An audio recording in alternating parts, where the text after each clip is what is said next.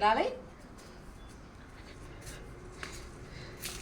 आऊं पल्लवी तो क्या नवो झाड़ बताया थी ही पत्थर कूटी है अरे ये जी नंढी नंढी पल्लवी हुई है हन के पा गुजराती में पर्णफूटी चौथा पर्णफूटी એટલે પાનમાંથી નવું ઝાડ ફૂટે ને પર્ણફૂટી કહેવાય. અહીંયા તમે ખાંચા ખાંચા જોઈ શકો છો. આ દરેક ખાંચામાંથી એક નવું પ્લાન્ટ ફૂટી અને એ એક નવું જ પ્લાન્ટ જન્મ લે છે, બરાબર.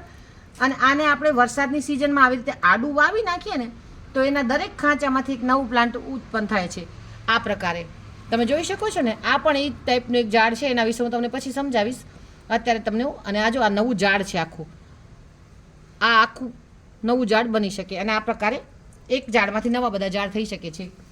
આ પથ્થરકૂટી તો એનું પણ એવી જ રીતે નવું ઝાડ પાનમાંથી થઈ શકે છે, બરાબર. અને આ પર્ણકૂટી છે એનું ઔષધીય ગુણ છે કે એને સવારે નેણે પેટે એક પાન ચાવીને ખાઈ જઈએ આપણે તો કિડનીની અંદર જે પથરી છે એ ઓગળી જાય છે અને આને ખાવાથી સ્વાદ એનો થોડોક તૂરો આવે છે.